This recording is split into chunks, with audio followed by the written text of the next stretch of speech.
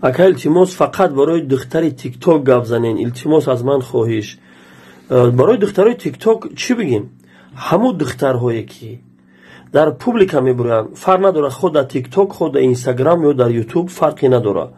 вақти худша ба намоиш мегузора, пайғамбари худо саллаллоҳу алайҳи васалам ин хели занҳоро мунофиқ ва мутакаббиру мағрур ва бадтарин занҳо эълон кардагиай. пайғамбари худо саллаллоҳу алайҳи васалам мефармоянд, бадтарин занони шумо касоне ҳастанд ки худро ба намоиш мегузоранд ва худписанду мутакаббир ҳастанд. онҳо мунофиқ ҳастанд. онҳо мунофиқ ҳастанд ки аз онҳо дохили ҷаннат намешавад магар адади хеле андаке. ривояти байҳақӣ. пас нигоҳ кунед ки ҳамун занҳое ки дар эфир мебуроянд, мутакаббиришон дар чие ки вақте онҳоро насиҳат мекунӣ мегӯянд ки моро насиҳат накӯ, ҳамаша ман медунам худам, бара хоҳар апаи хита насиҳат кӯ.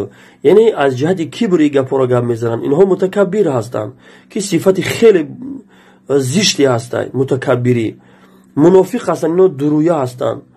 дар эфир як чеҳра доранд, дар пеши мардуму дар пеши шиносо вуҷудашон як чеҳраи дигар. яъне ки дуруя ва мунофиқ ҳастанд. инҳо дохили ҷаннат намешаванд. мега ин ваъиди сахте барои ӯ занҳои худнамо ҳастанд.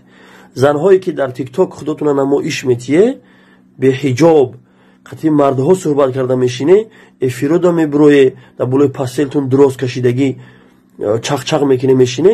ира хуб будоне ки пайғамбари худо саллаллоҳу алайҳи васалам дар бораи шумо мефармояд ки шумо бадтарин инсонҳо ҳастед, бадтарин зан ҳастед ва шумо мунофиқу мутакаббир ҳастед ва шумо дохили ҷаннат намешавед.